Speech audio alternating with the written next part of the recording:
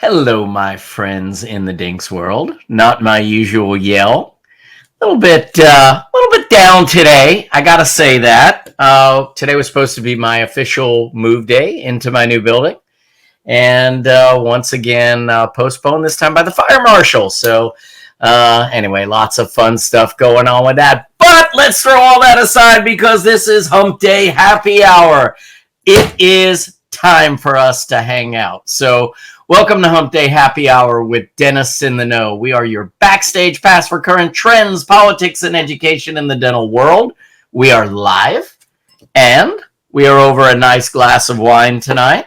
Hopefully bring my blood pressure down just a little bit. Maybe bring my heart rate down a little bit. Could use that right now. But what I really could use are my besties, Dr. Chad Duplantis and Dr. Jennifer Bell. The three of us are here to bring you in the know. We are all dentists. We are all business owners. We could all use a good financial planner, by the way. And we also happen to be educators. So in the realm of needing a good financial planner, that's who our guest is tonight. I am totally excited about this.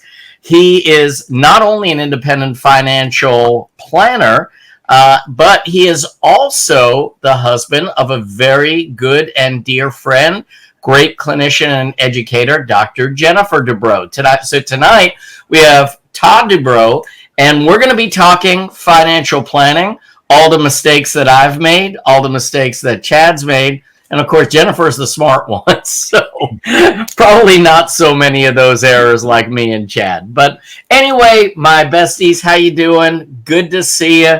And cheers. I'm so sorry you're sad. I'm all right. It's all right, dog.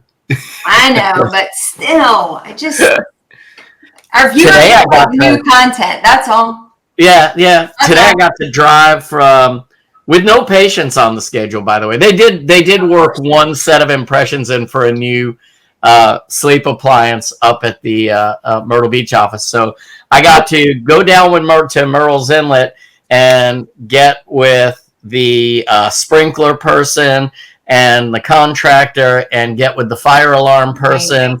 And then I got to go to my Myrtle's Inlet office and put out the fires there because the team is just crazy right now. You know, you don't upset that apple cart 3 times where we're moving, we're not moving.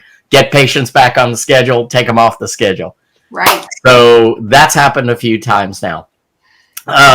So I got to go over there, put out that fire. Then I had to go back, meet the temporary sign person who had some questions. Then I got to go up to Myrtle Beach and do the impressions for the new sleep appliance. Then I got to drive back to Myrtle's Inlet because I left my briefcase there.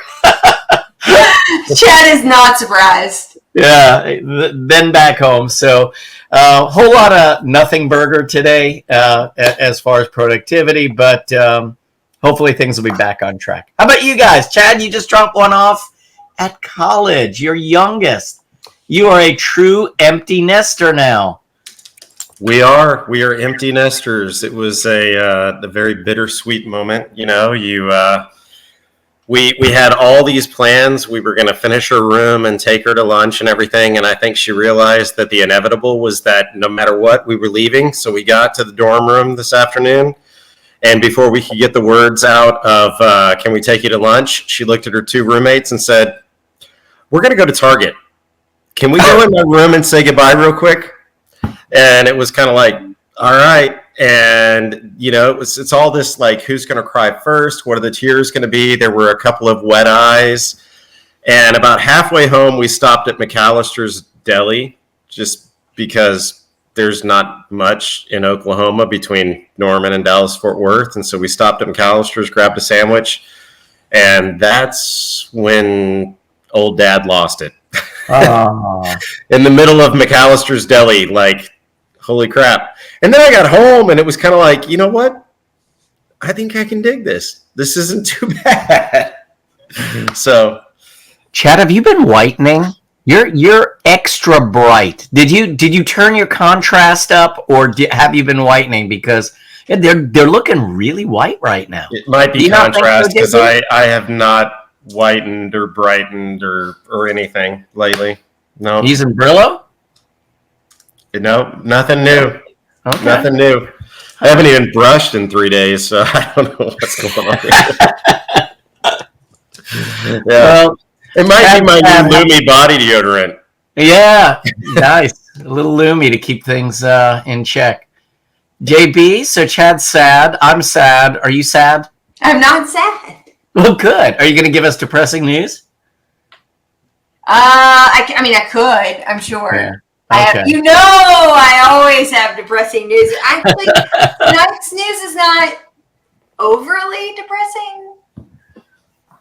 There's can I just tell you, every week I sift through thousands of stories about dentists doing dumb things. Stealing money, putting cameras in their staff bathroom, molesting girls in their office, running over their husbands. Like, it's kind of ridiculous at this point that I should have to sift through those stories to get to actually something that might be unique this week. Like, can we stop talking about the illegal dentists in hotel rooms, basements, church parking lots, whatever, the veneer techs, the stuff you get online? Like, it's actually becoming more difficult to find interesting news that isn't what we've already talked about. And that I think our guest is actually going to talk a lot about the fact that we just start wanting to be like everybody else and repeat their same bad decisions. So that's one of the things I'm seeing is also a lot of continuity in the news space for dentistry as well. So yeah, I don't know. My uncle had an affair with his assistant. My dad had an affair with his assistant. Gosh dog it, I'm going to have an affair. I'm going to do it. Oh my goodness! I am happy to see you guys though, and Chad, I remember what that was like. Dropping the last one off. So we're thinking about you. Drop a couple dogs off while you were there. Hey, yeah, well, I wish I could have, but this is a really funny story. I wouldn't say it's really funny, but anyways, it was interesting to me. So we, you hear about all these SEC football teams, and Oklahoma has been a great football team for years. I mean, there's no denying it. And I went to the University of Texas, so it's very hard to drop your daughter off at Oklahoma. So anyhow, yesterday as we're pulling in, the orientation, the check-in was at the basketball arena. So as we pull into the basketball arena, it's right next to the practice field. And as we pull up to the practice field, there's all these players out there in crimson and white, and they're all suited up, and they're running drills and everything. And my first inkling was, oh my God, they're letting a Pee-wee team play on OU's practice field. And so we drive by, and I'm looking at these guys, and I hate to say it, they didn't seem that big. And so I was in the car by myself. I had nobody to talk to for 3 hours while we drove up there. So I call Ellen and Ava, and I'm like, hey, did y'all see the players on the field over there? And my daughter goes, they're so small. And it just cracked me up because you see these guys on TV, and I mean, yes, they're not small, but when you're right next to them, they're not as big as they look on TV. Now they could probably kick my ass. I'm not going to say that, but it was very surreal to drive by and see all the coaches and all the players and all these guys out there. They didn't look that big. So my thought is maybe OU's going to suck this year. Yeah. In a football program, I'm actually 5'11" and 140. Bench press 480. Yeah, I got you. Yeah. Deadlift. Yeah. Exactly. No spot. Well, guys, I'm really excited because one of the things I think that we bring uniquely to the dental profession is we really have a lot of great contacts that we've made over the years with people who really can change our profession from the outside in, rather than just taking only dentists. There's so many great people out there that have unique perspective on dentistry that are able to help people. And, we meet them all the time. But in this case, we have an independent financial planner who happens to be married, to an educator, great clinician, And so I'm really excited to hear what he has to say, what he's observed just from Jennifer's, early tendencies with financial management to all the mistakes that, the three of us have openly talked about, some silly things that we wish we had done differently. So I'm looking forward to that conversation. So with that, let's do some news so we can bring Todd on. You ready? Can we do that? Yeah. Do I hit hard right out the gate, or do I ease into the funny? Ease into funny. Got it. All right, team, let's go ahead and dive into it. Oh, actually, oddly enough, I can feel the news cycle starting to pick back up because, I was talking a couple of weeks ago how it was kind of slow. There's not a lot of activity. Dental news kind of takes a holiday when it comes to summer. So, we've really been scraping the barrel again once I culled out the illegal dental operations, the sexual predators, the embezzlement stories, all that, than to actually find something of interest and not totally a downer like I've been told that I am. So let's get straight into it. It was not that long ago that we were talking about Kanye again on this podcast. As we know, Kanye had a titanium grill made. I did find out at the tune of $850,000 by a known to celebrity dentist, Dr. Thomas Connolly, out of Beverly Hills, California. Well, he's under a bit of heat now because an ex-chief of staff for Kanye has come forward to say that this particular dentist has been supplying Kanye with nitrous, maybe at not quite in not quite a legal fashion. So I foresee this going to court. I think Dr. Connolly is going to try to defend his good name and his ethical behavior, and that he hasn't been the one providing Kanye with that particular gas. There are TikToks and posts on various social media channels of Kanye actually on nitrous oxide at his home with the nose cannula in place, posting and talking to various individuals while under the influence on social media platforms. So it's no mystery that he is in fact using it in his private residence, but who's supplying it and how he's getting access to it will probably be up for the legal system to discern. I gotta be honest, as I was reading the story, there's a lot of similarities. Nobody's going to like this, but a lot of similarities to the Michael Jackson story of the relationship that developed between a doctor and a famous person, and how the doctor maybe was trying to help the famous person deal with some other tragedies and mental health issues, etc.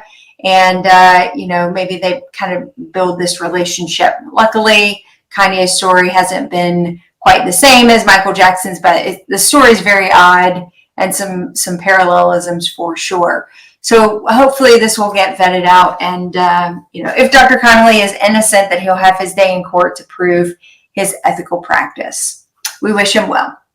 I gotta be the alarmist here to tell you that it was just today that 2.7 billion records, mostly Social Security numbers of American citizens, was hacked, including email addresses, mailing addresses, phone numbers, and your Social Security number. The threat is that they'll share that information to other hackers. It will be leaked. I think that's actually already started to happen. Oddly enough, happening on the 89th anniversary today of the invention or beginning of Social Security here in the United States. On its 89th anniversary, all of our data has been stolen. I would suggest that you lock your credit to make sure that no one is getting access to it, because if you think for any hot second that your Social Security number is secure, I can assure you now, pretty much would have told you probably not a few days ago, but now feel really confident in saying that that information is no longer private anymore and is available to anyone on the globe. So that's really uplifting. I know the guys will be super pumped that I went with that story. Let's go into something a little bit more jovial. It's always funny when dentists make it in the news for something very weird. It's almost like they need to identify that this person was a dentist when they do something weird or dumb, and this story is no exception. A dentist was arrested last week for throwing a burrito at her husband's face during a birthday dinner. Yes, they were celebrating a birthday dinner. It was late at night. She had sprung for Taco Bell and McDonald's. I'm kind of thinking maybe they did like my favorite food from each fast food scenario. Like I would get the burger from Burger King, the fries from McDonald's, maybe the nachos and cheese from Taco Bell with a Baja Blast. Like maybe you do like that epic dinner where you're like, here's every food from your favorite fast food restaurant. Either way, they had Taco Bell, McDonald's, and the next thing we know, a burrito was slung at the face of the husband. Now, the story gets a little muddy because somehow the cops get involved. When the cops show up, the burrito is still affixed to the face of the gentleman. She goes to jail. She's arrested that evening for assault and battery with a burrito, spends the night in jail, comes home the next day, and I guess they're just going to have to figure this one out, maybe in divorce court. Not 100% sure how this one's going to work, but we wish them both. I think they should have a repeat on best fast food foods. Maybe they can try this again for another birthday. The ADA did come out this week with a first official U.S. standard on AI in dentistry. We've sort of been operating in this very nebulous space where AI has sort of been making its own rules along the way. There's been a committee actively hard at work within the ADA comprising of a ton of doctors and industry experts throughout the U.S. to provide some standardization of what AI in dentistry should look like, benchmarks for what we should hold these companies and the technology to. The first U.S. standard has been posted. It is not official yet. Open comment period is until September 25th, I believe. If you want more information, go to the ADA website. Look for the AI standard to make sure that your voices are heard. If you have, a strong opinion or want to participate in the activity of AI standards in dentistry, I think, it's certainly important and a big part of where we're going. The last kind of interesting story of the week, which I never really thought I was going to be talking about, there has been an uptick of monkeypox outbreak, particularly in Africa. I don't think we're seeing it quite here in the US, but they're starting to see cases of it in Europe as well. So there was an article that was posted not that long ago out of the UK talking about what we should be looking for as dentists for monkeypox detection. It's odd to read the story. It's odd to read the article, actually, because it reminds me a lot of what I think the early days of HIV and AIDS discussions would have been like, where this seems like this is definitely a serum mucous membrane exchange disease, maybe not necessarily in sexual conduct or ABV exchange, but some type of pretty intimate contact. But the other piece of it would be familiarizing yourself with what the oral lesions would look like, because that is one of its main presentations. Well, that and the rectum, but I'm going to stick to the oral examination. So you may, I guess it's possible that if we do start to see an uptick of those cases here in the US, you might see those lesions populate, and certainly would need to be familiar with the disease and taking those precautions to ensure that you are protected from spread of that particular virus. This news was weird, honestly, tonight. I feel good about the content, and at the same time, I feel very uncomfortable with most of the stories I shared with you. In a brief synopsis, it's your Social Security is now compromised, burritos can be dangerous, and monkeypox are on the loose. And with that, that's the news. Kanye, monkeypox, and burritos. Yeah. It's a hell of a night. Not sure where to go with that. The thing that I think is running through my mind, and probably will most of our viewers, is how much starch must be in that thing for it to be still affixed to the face, for a burrito to stay affixed to the face. Right. I'm thinking. Or can you imagine like a hyper dramatic person just keep like sticking it back on until the cuts show up? Because without it on your face, is there evidence of an assault? Like if you beat someone to have a bloody, a black eye. If you shoot them, there's a hole. If you get hit with a burrito, like you need sour cream, meat, lettuce, like you need it on the face to really plead your case. Yeah, I don't think that the news will ever have a shortage of dentists that do dumb shit. Mhm. It's just what it is. No. So I can tell you one thing: nobody's getting addicted to nitrous in my office. I hate nitrous. Yeah. Yeah. Let's get to know Chad. I'm glad you put it on record. Just not a fan. Just not Yeah. a fan. Yeah. Well, it does make it hard to prep teeth. Yeah. It's like you're. Facts. Yeah. So, all right. Introduce our guest. We got a good one, so let's do it. All right. Jeff, you bring him up while I introduce him. But, Okay. so Todd and I have briefly had some encounters over the past couple years. As mentioned before, he is married to kind of a famous dentist, but anyhow, Todd's kind of famous in his own right. He's an independent certified financial planner, fiduciary who has worked with dental and medical professionals and their teams for more than a decade. He sees the life of the dentist firsthand, as his wife is a periodontist in Cullman, Alabama, but he also has entrenched himself in his clients' practices to focus on financial efficiency. In addition to his CFP designation, he also holds retirement income certified planner and a chartered financial consultant designation, as well as a registered principal. Hold on. Somebody is talking in the background. Is anybody doing that? Sorry. Apologize for that. I could hear something going on in the background. It might have been me. He's a registered representative, Series 7, and an investment advisor, representative, Series 65, as well as being life, accident, and health insurance licensed. One of the things I want to tell you about Todd, in addition to all of his accolades, is we already know that he's got a pretty awesome wife. He's a pretty awesome dude, but he's got this son that is a pretty amazing golfer. And I told Todd last week that my dream is to play golf with Hampton sometime. I think, is it true that I saw today or recently that Hampton started high school? You did. He's second day of ninth grade. That's pretty awesome, man. Well, congratulations on that, and congratulations on all of your accolades. And I feel like you was just bar mitzvahed. Yeah.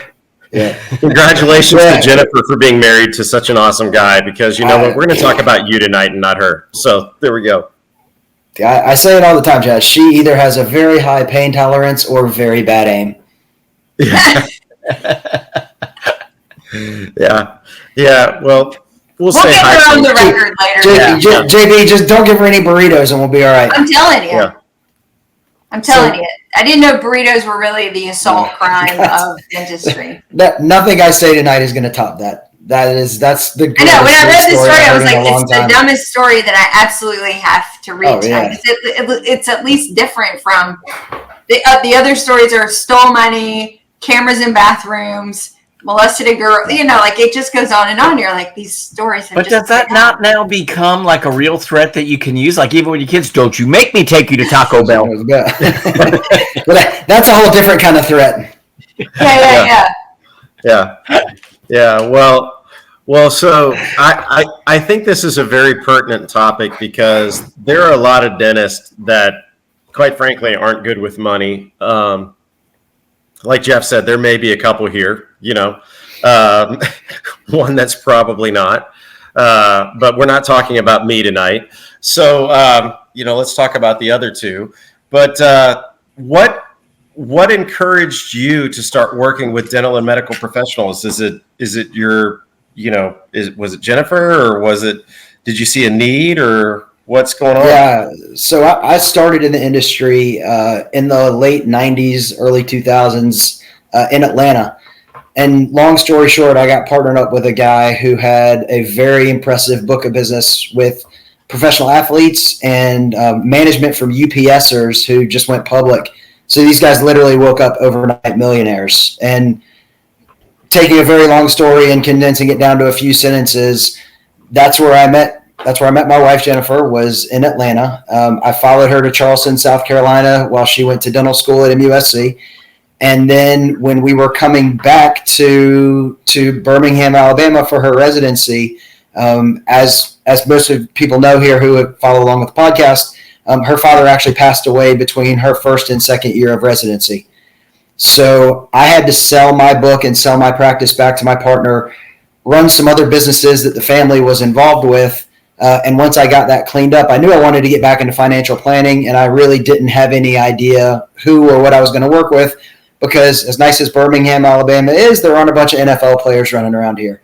Sure. So I was talking to our attorney and one of our accountants who helped us with all of the fallout from our father's passing.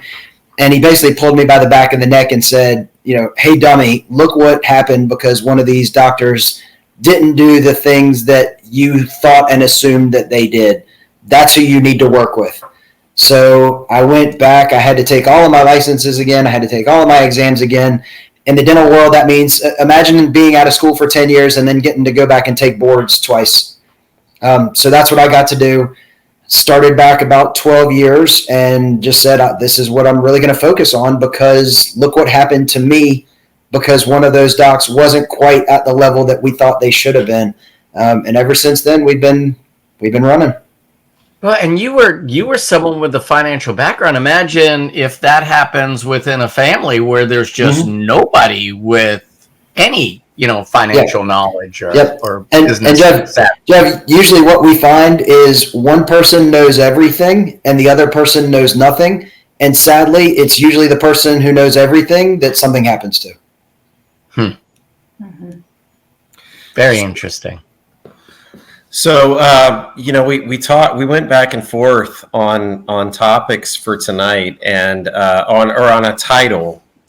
And I want you to talk a little bit about, kind of what you came up with and why you zoned in on that. So, yeah. So as we work more and more with doctors and dentists, talking about retirement planning, talking about student loans, talking about buying it, that's all kind of table stakes at this point of the game. There's a million people out there who can help you with that. I'll challenge that the challenge and the problems that arise with owning a dental practice are unique, and you do need to know them.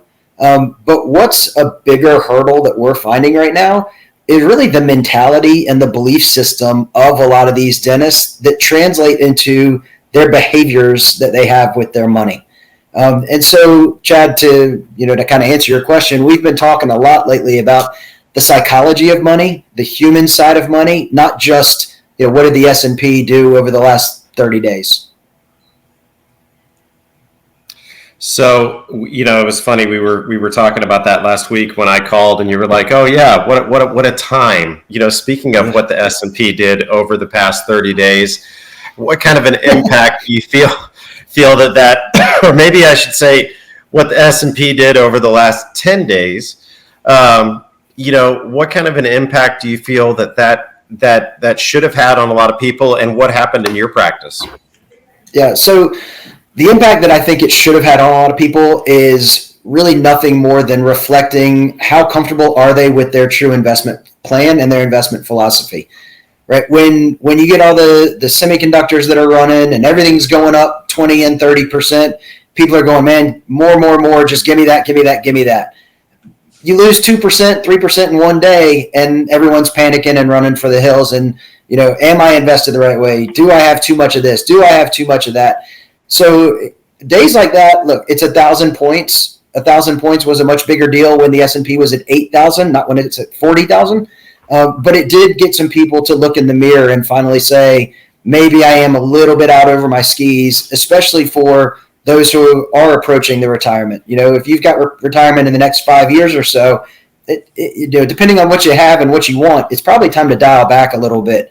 But because of this incredible recency bias, take out 2022 and the market's done nothing but go up and to the right for the past decade, people they get content. They just want to stay the course. So what do you think? Oh, sorry, Jen. No, what do please, you think baby. some of the for dentists that are chugging along is we'll take an average life cycle of a dentist. It's dental school now, pretty significant debt, couple years of group practice, get your skills up, maybe partner in, open your own, do your own single shingle for a bit, and then either ride that out, sell it at some point, whatever. and then hope to retire at some point. What do you think some of the blind spots are during that progression, that life cycle for a dentist, for their career, that they should really be paying attention to? Yeah, I think it starts really towards the end of dental school when they start looking for that first job, right? And there's 15 different paths that they can go, and there's not one right one and there's not wrong one. Everyone has a different story. But that's what they fail to realize a lot of times, is that my story is different than your story. So, just last week, we're trying to help a young doc buy into a practice, and the selling doctor wants them to associate for a while. So the doc offered, in my mind, what was a very fair, guaranteed per day salary. And the young doc called me and said, well, I don't really think that's right. Okay, doc, tell me why.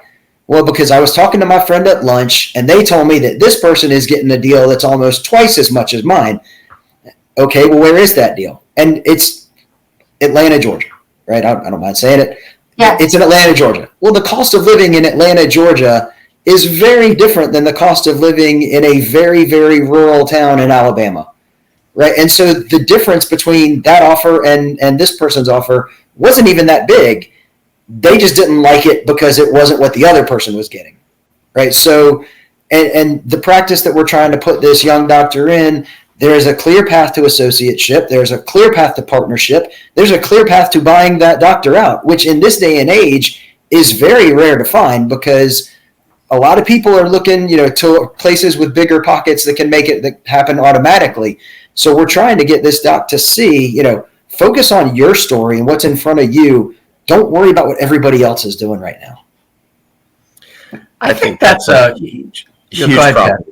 No, I just think it's a huge problem in life, and I think it's especially, it's a problem amongst young graduates as well, as to, you're always trying to compare yourself to somebody else, and I think that's a great piece of advice that you gave that young doctor. And Jeff, go ahead. I'm sorry. No, it was just a follow up about the psychology of finance and the psychology of keeping up with the person next to me, the guy who sat next to me in dental school. And I guess what my question is, we see that throughout careers. So, people will show up at the local dental meetings and, oh, he's got a Mercedes, he's got a Mercedes, he's got a Mercedes. Should I be driving a Mercedes? They have Land Rovers. Should I be driving a Land Rover? And I know keeping up with the Joneses is something that happens far outside of the scope of dentistry, but I find it a little bit more profound within our profession. And just what you said, that we all think that if I see another doctor that's lecturing, that, my God, I need to be lecturing, or I need to be buying up other practices, and it becomes this thing where we kind of jump out and start doing things to copy more so than with an intentional financial plan. So where does that financial plan start, and how does that kind of thinking, how do we alter that kind of keeping up with the Joneses kind of thinking? Right. So here's a couple fun stats for you, right? While we're on this podcast, let everyone learn something. The average person has between 40 and 70,000 thoughts in a day. Okay. 80% of those are negative, and almost 90% of those are repetitive by the age of 33. Right. So if you're going to break out of that mentality, you've got to be very, very intentional about making that decision of, I don't care that other doctor is driving a Mercedes. I want to, right? And this is the way I personally think about it. I don't care about driving a Mercedes, because every one of those monthly payments that I would make on a Mercedes is between 4 and 6 weeks earlier that I get to retire. Right. So that's the way my mind works when it comes to stuff like that. The other thing, Jeff, is not many people really know what that number is, because they've never really sat down and put it into a meaningful context, right? If you want to retire at the lake, living on your family's property in the 1-bedroom cabin that's been in your family for generations, that's one kind of retirement. If you want to go buy a penthouse on South Beach and you're driving an S-Class and your wife is driving a BMW 7 Series, that's a whole different kind of retirement, right? So how do you go about coming up with that number, and what are you ultimately doing to get there? And that's the biggest blind spot that we see with most docs is they do their own thing through high school, which we've talked about. They did their own thing through college. They kind of start comparing themselves to everyone in dental school. While they're working, they want to do the exact same thing as every one of their peers. But then when it gets back to the end game, well, I want to retire this way and you want to retire that way. But the one time when they should be focusing the most on their wants and their desires and their dreams when they're working and making the cash flow is when they're pointing to their buddies going, hey, well, what are you doing? I'm just going to do that. So when a doctor's looking, and it could be young, we can break it apart into pieces if you want, based on like career ages or whatever.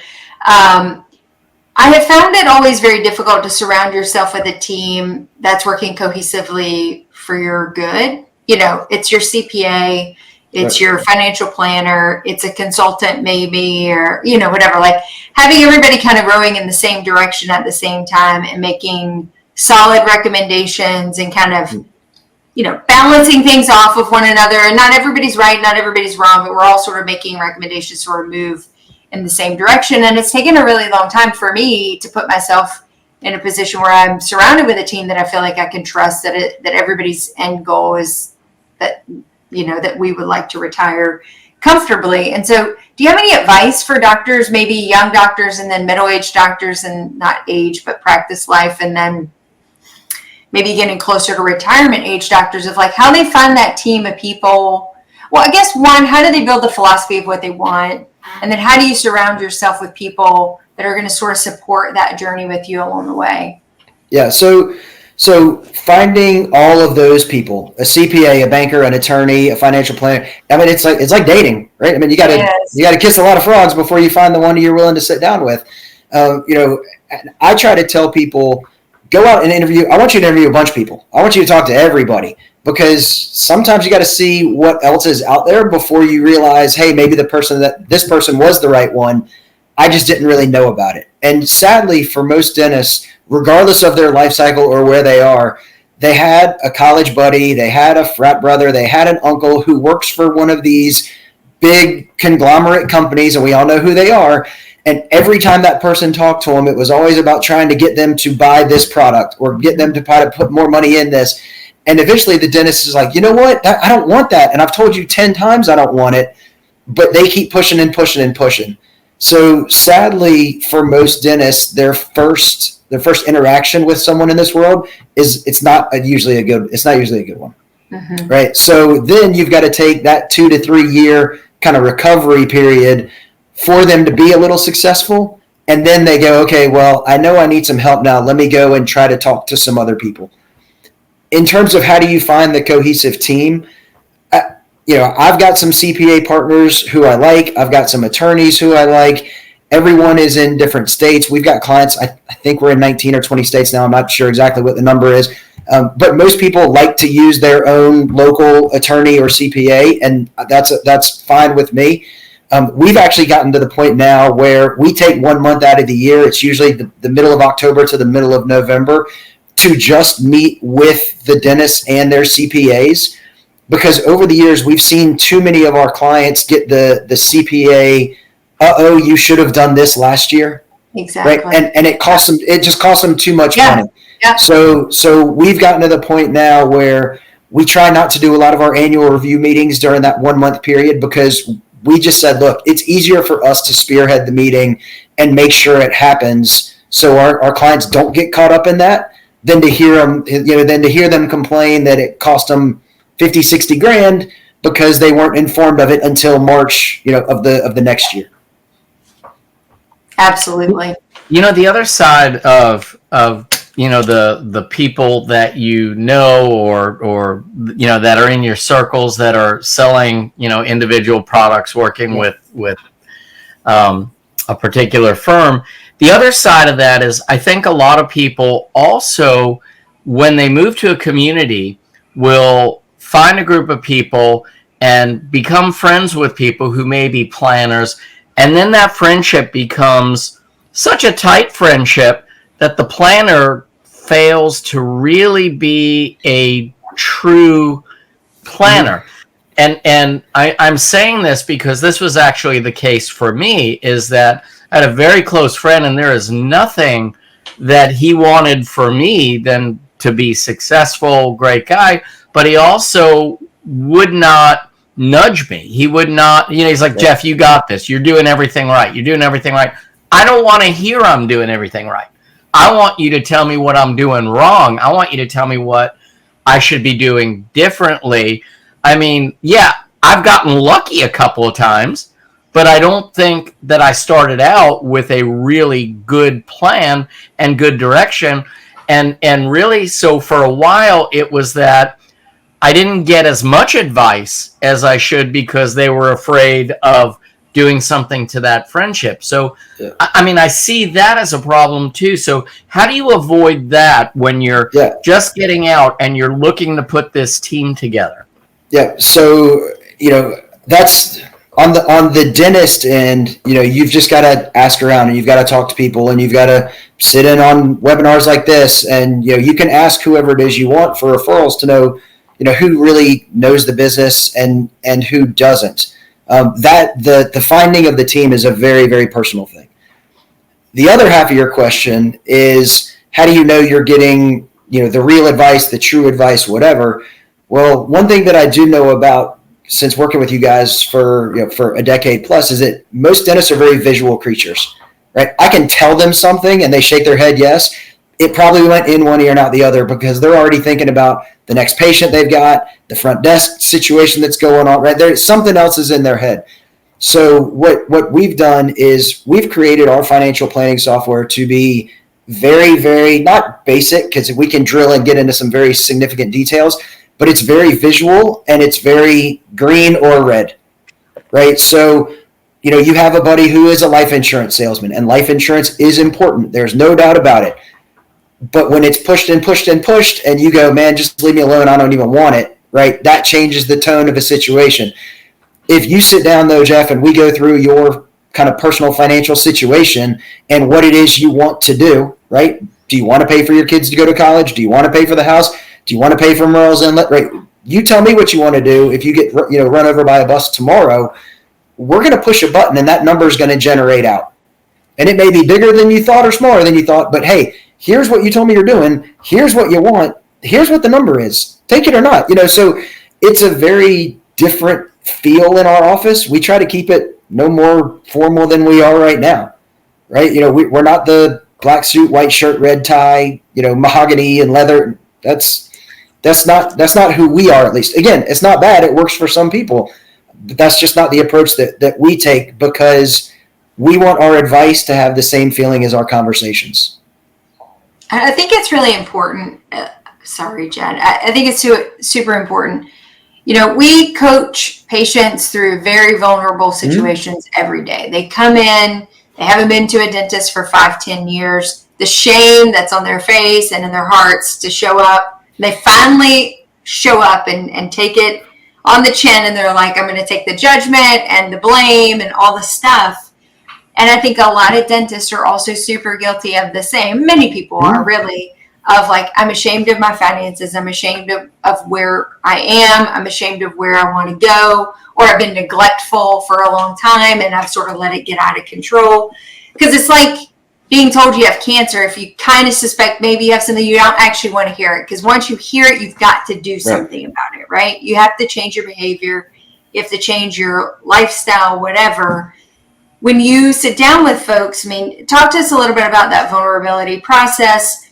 How you walk people through that exposure and sort of help guide them into the next steps.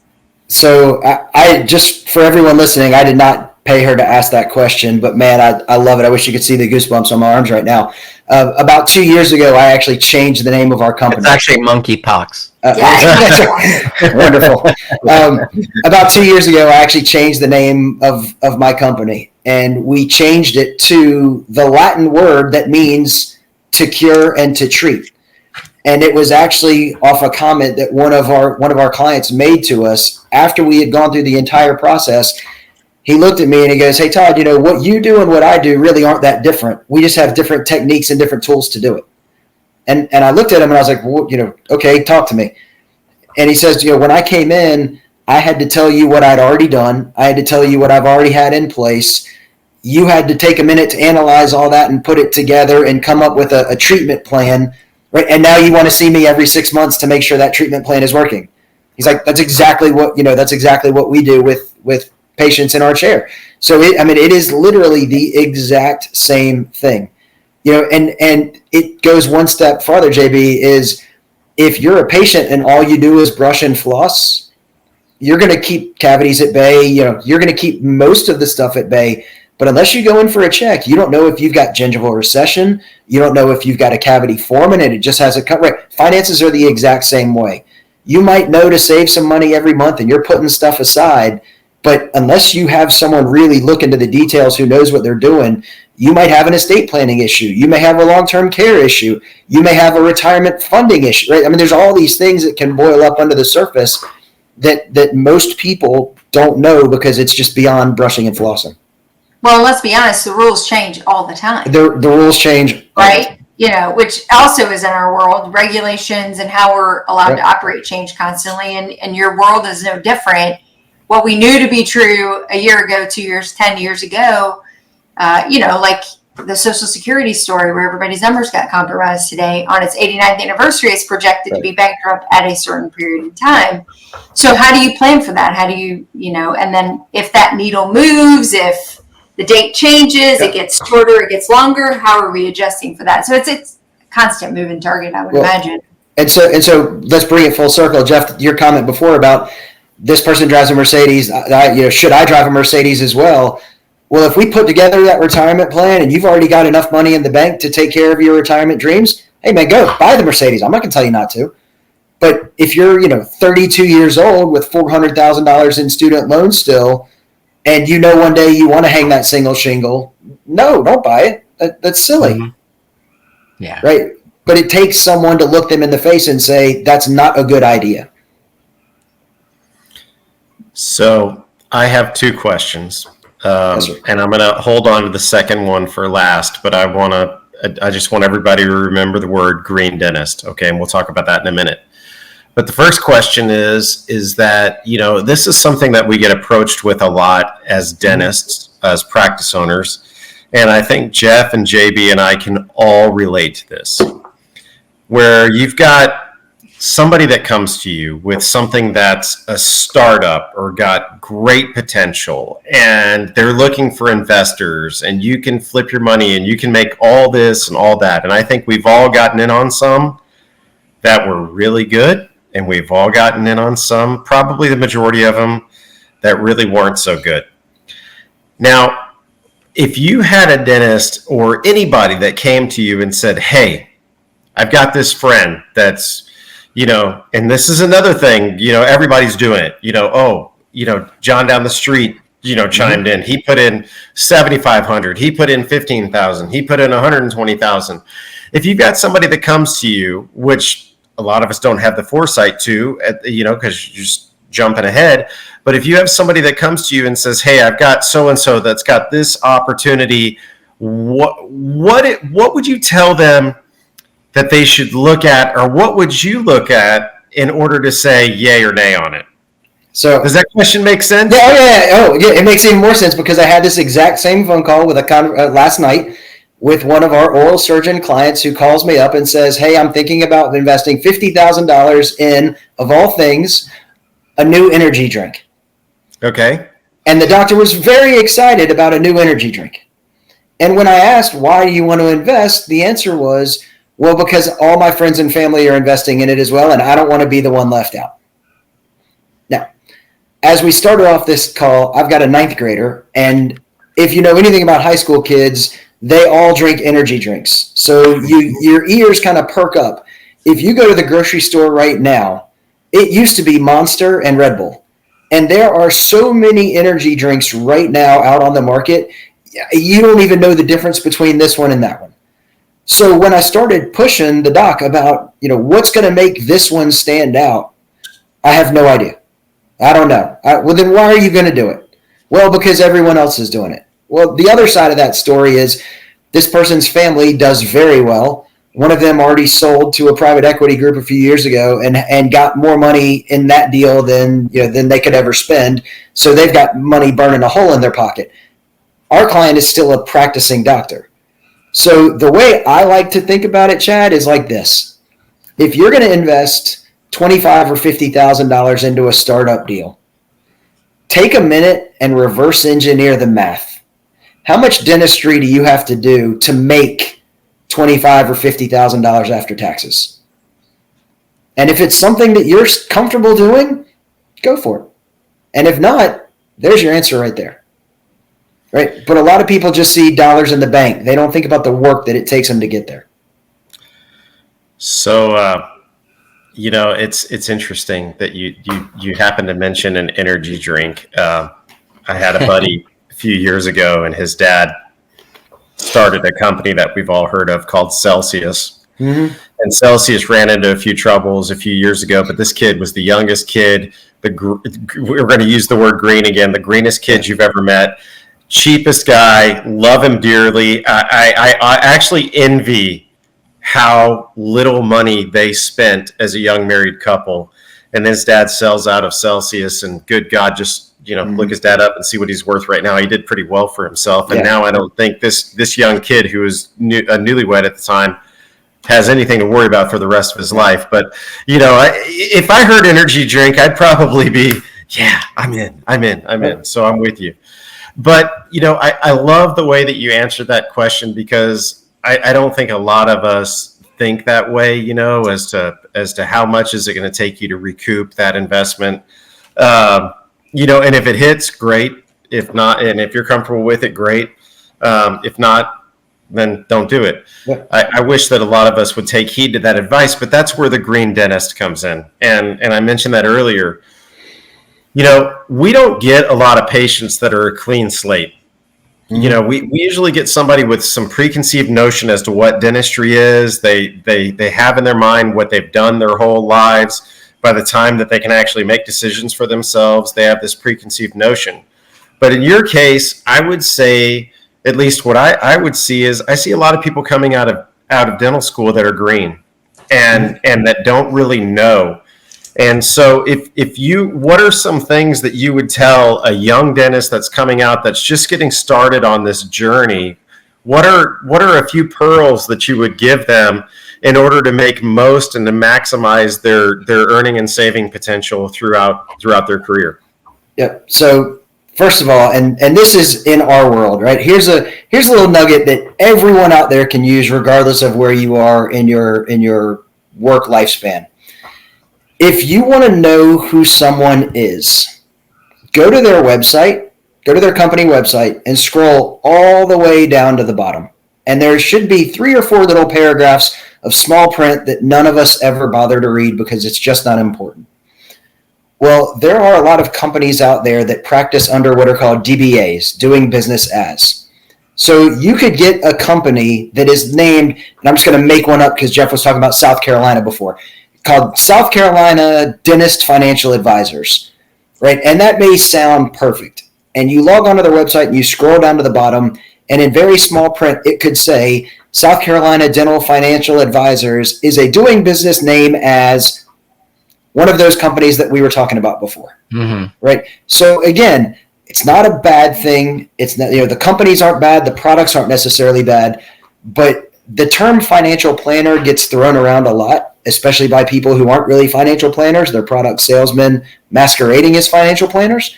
So that's my step 1 tip is take a minute, look into who you're working with, find out who that company really is, and that will answer a lot of questions before you even get started, right? So I've got a piggyback question to Chad. I'm sorry, were you finished with? No, but go ahead. It's fine. Okay, great. Go ahead. So piggyback to what Chad was saying, I would like to know, and this will be a generalization for you because I know you've had a lot of clients over the years. What would you say is the single biggest financial mistake that people make? And let's divide it out. Young dentist, mid-career, or pre-retirement. What would you say? And I know I'm putting you on the spot here, but just think about some of the cases you worked with. What would you say are some of the biggest problems that you've seen repeatedly? Yeah. So young dentists, I think we've covered pretty clearly right now. It's worrying about what everybody else is doing and not focusing enough on what it is they want. Mid-career, honestly, the biggest mistake people make is just time allocation. Every time I talk to someone, or someone wants me to call them, they never have time. They're always busy. They've got this, they've got that. One of my favorite statistics as we're running into this time of the year is a college football game takes how long? 4 hours, right, Chad? You were talking about seeing the players before. 4 hours just for the game. If you go to the game, you're leaving 3-4 hours early, you're tailgating, you're going to the game, you're sitting in traffic on the way. I mean, that's a 10-hour experience start to finish, right? You don't have an hour to talk to me throughout the year about financial planning? Like, I get it. It's not as much fun as football is, but I want a tenth of the time for something that's going to last 30 years. Meanwhile, you're taking 10 hours to go watch a game that's going to be over tomorrow, and you still have to wake up on Sunday and get back to your normal life. Right. So really just a misalignment of priorities in your mid-career is, I guess that's a nice way to sum that up. And then as you get towards, call it that 5-year out of retirement, if you own your practice, starting to look for whatever your exit strategy is. If it's going to be an associate, we say you need to find that person about 5 years ahead of time, because most of the time you want them in your practice for a year. If things don't work out and you have to break up or let them go, it's going to be another year before you can go through the cycle again. Then a third year for the new associate to come on, right? Then the fourth year, maybe they start buying in. Then the fifth year you transition. So one of the big mistakes we make is they call us on Friday and they're like, "Hey, I'm ready to sell." Okay, when? Well, how about Monday or Tuesday? Right? And it's like that's not quite how that works. So about 5 years out, what's the next step going to be? How are you going to get out? And then really, really, really starting to put pen to paper in terms of cash flow and the lifestyle that you want to live. Right? We all talk about your retirement income and what it is we're going to live on and what's it going to look like. Well, if you've made it there, 5 years out ahead of time, you don't need to worry about going back to what we talked about before, what the S&P 500 is doing. You need to dial it back a little bit and focus more on not losing it instead of hitting triples and home runs, right? We just need singles and doubles to get you where you want to be. And then all the other stuff, Social Security and Medicare and Medicaid, that's all part of the process as well. But just not having that plan and going into retirement with a lot of uncertainty around those things just causes a lot of unneeded anxiety. I think money in general causes anxiety, But, and Chad, it does. But if you have an idea, lack of money causes anxiety. Yeah. So if we find the anxiety comes from not knowing what it's doing and not knowing the purpose for it. Yep. Right. We talk about decisions that you can make are kind of on a spectrum. And if something is definitely going to happen, or if something, there's no way it's going to happen, those two things don't bother you as much. But when you get in that middle ground of, well, it could happen or it might happen or whatever, that's your way of telling me we've never really looked at it and addressed it in a meaningful way. Right? I don't know if I'm going to get hit by a bus or not tomorrow, but I do know if I am, my family's going to be just fine. And that right. is a wonderful message that I think we could probably close with, because we're coming up on the hour, but that is a great message. And I know it's not what we want to think about, but that says a lot. If something happens to me tomorrow, my family's going to be taken care of, and that's a really important thing to talk to any dentist about at any given time in their career, is that nobody wants to leave their family, in a worse situation. Chad,